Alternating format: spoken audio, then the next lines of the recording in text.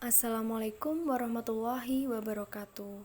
Di sini kami dari kelompok 3 ingin mempresentasikan hasil diskusi dari kelompok kami mengenai risiko fraud. Yang beranggotakan kelompok yaitu Fatimah Umi Khasana, saya sendiri, Hawaningrum Suciana, Iftin Kurniawati, Khairotun Nisa, dan Kusnul Mustafiro. Di sini kita akan membahas berbagai macam materi mengenai fraud, mulai dari definisi dan selanjutnya sampai meluas. Yang pertama adalah definisi fraud. Fraud atau kecurangan merupakan suatu tindakan yang dilakukan secara sengaja untuk tujuan pribadi atau kelompok, di mana tindakan yang disengaja tersebut telah menyebabkan kerugian bagi pihak tertentu atau institusi tertentu. Yang kedua, definisi risiko fraud. Definisi risiko fraud itu adalah risiko yang dialami oleh suatu perusahaan atau institusi karena faktor terjadinya tindakan fraud atau kecurangan yang disengaja, baik kerugian yang bersifat materi maupun non-materi. Yang selanjutnya adalah bentuk-bentuk fraud.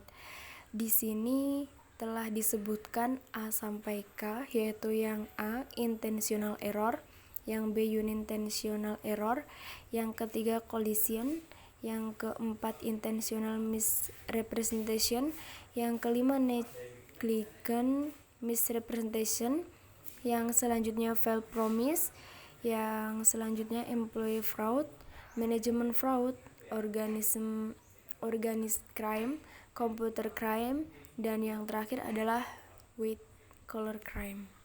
Sebab fraud bisa terjadi. Timbulnya fraud dapat disebabkan oleh banyak hal, terutama dari individu itu sendiri, seperti ketidakstabilan emosional atau kurangnya kemampuan kontrol yang mendalam dari pihak yang bersangkutan. Tanda-tanda fraud yang dilakukan pihak manajemen secara umum, yang pertama yaitu menutupi informasi yang sebenarnya. Yang kedua, terjadi keterlambatan atau menyalahi perjanjian. Yang ketiga, memberikan pendapat yang mencoba mengubah opini audiens. Yang keempat, telah mengubah bentuk struktur organisasi dengan bentuk lain yang baru dan alasan tertentu. Kelima, dalam melakukan kinerja operasi telah menunjukkan tanda-tanda yang berbeda. Dan yang terakhir, pihak manajemen menyembunyikan beberapa informasi kepada pihak komisaris atau juga publik. Selanjutnya ada fraud pada bagian marketing. Bentuk fraud pada bagian marketing yang pertama yaitu membuat rencana biaya promosi yang berlebihan. Yang kedua, melakukan promosi suatu produk yang tidak sesuai dengan kenyataan yang ada pada produk tersebut. Yang ketiga, menaikkan harga secara berlebihan tanpa sepengetahuan pihak manajemen perusahaan. Yang keempat, uang kembalian tidak dibayar dalam bentuk uang secara tunai. Yang kelima, menjual kembali barang-barang yang sudah kadaluarsa. Keenam, bagian penjualan sengaja melakukan pendistribusian barang secara terlambat. Dan yang terakhir, menjual barang, tester, dan hadiah sebagai keuntungan pribadi. Selanjutnya, fraud pada bagian produksi.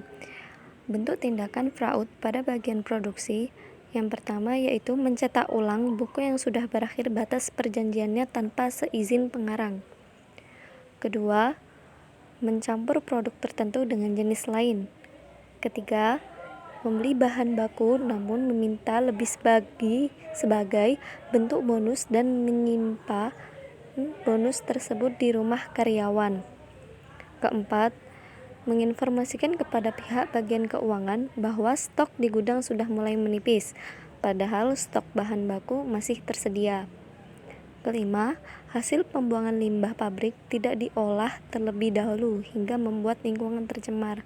Dan yang terakhir, menggunakan merek dagang dari perusahaan lain tanpa sepengetahuan mereka, namun kualitas produksinya sangat rendah.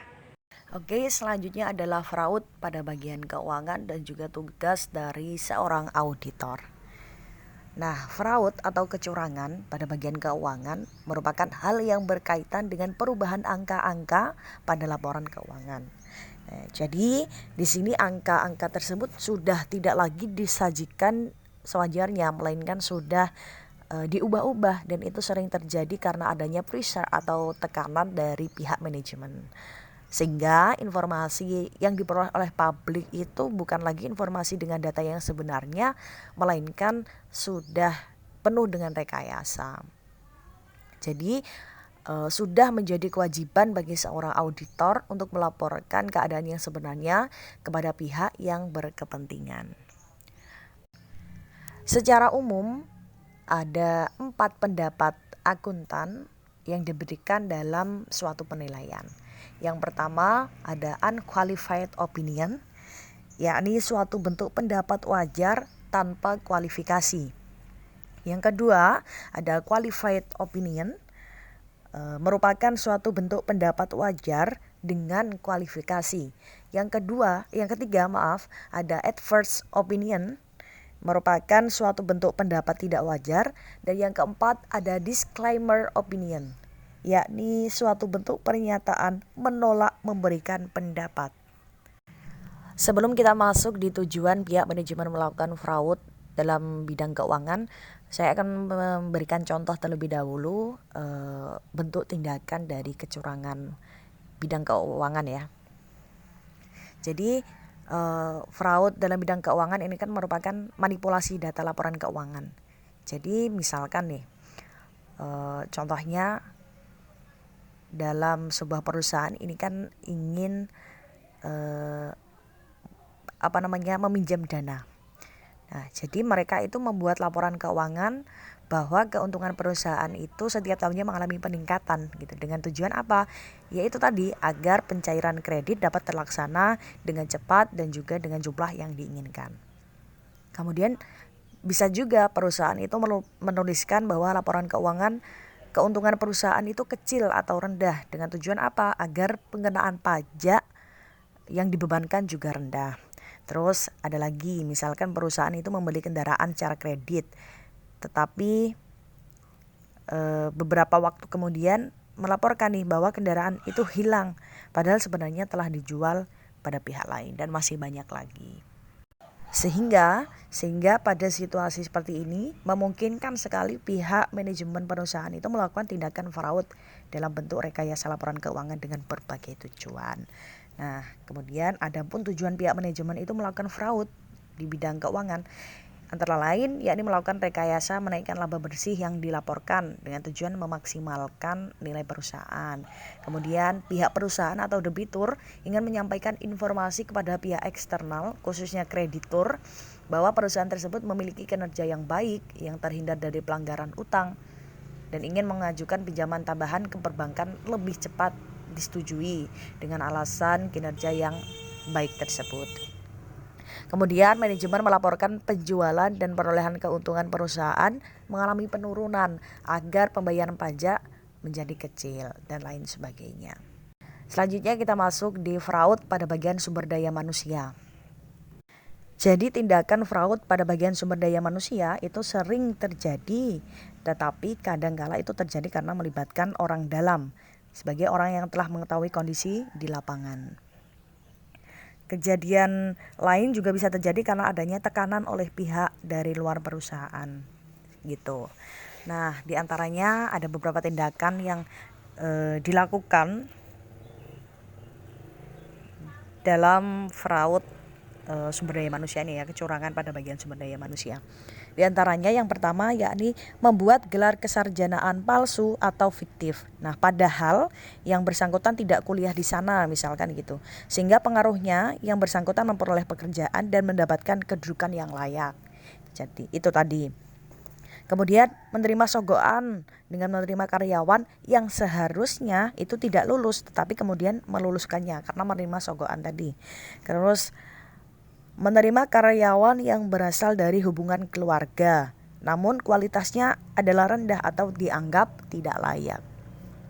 Karena itu tadi pengaruhnya melibatkan orang dalam, gitu. Terus ada juga memberi gaji karyawan itu tidak sesuai dengan isi perjanjian kontrak dan juga memperkerjakan karyawan lebih lama waktunya dibandingkan dengan perjanjian kontrak yang ditandatangani.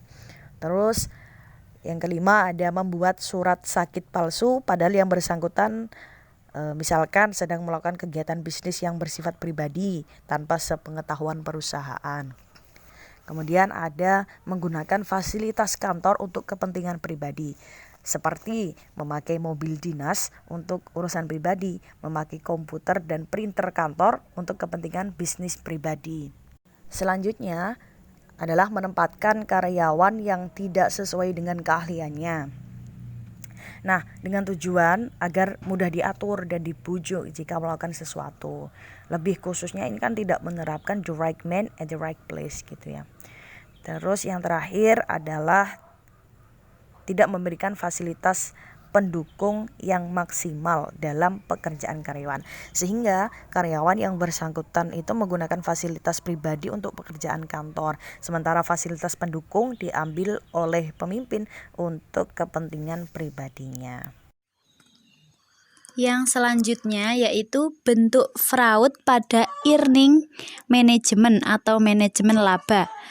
Earning management adalah suatu tindakan yang mengatur laba sesuai yang dikehendaki oleh pihak tertentu atau terutama oleh manajemen perusahaan atau company management. Bersifat mengambil keuntungan jangka pendek tanpa menunggu proses yang sewajarnya.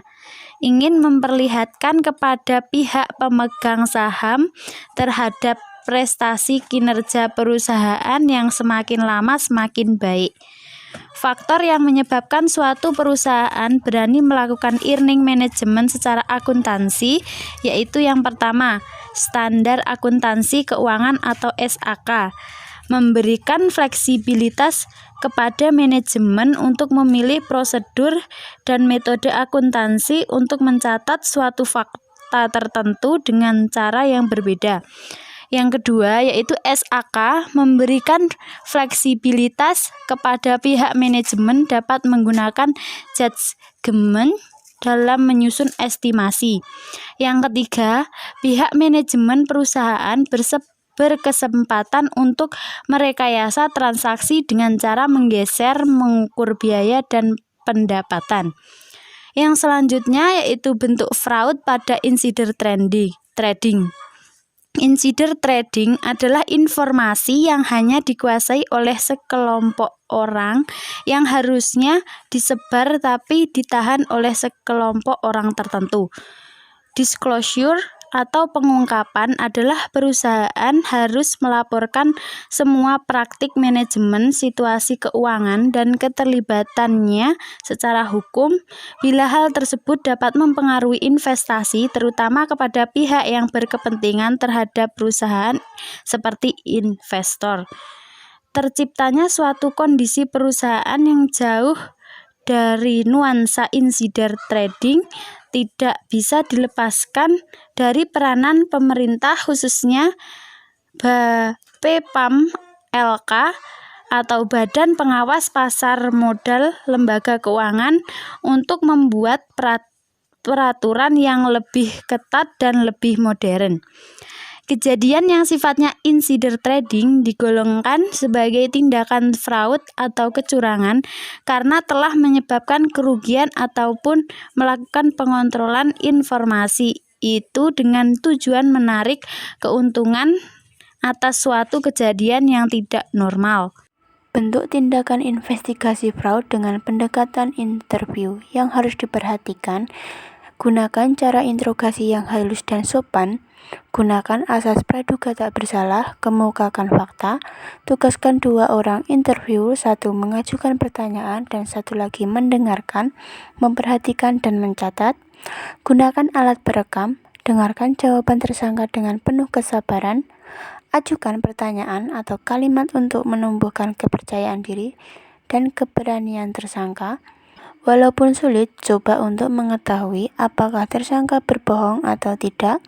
Jangan perbolehkan tersangka kembali ke ruangan kerjanya untuk menghindari lenyapnya bukti yang diperlukan. Perhatikan body language, jangan mengajukan pertanyaan yang bersifat memancing emosi.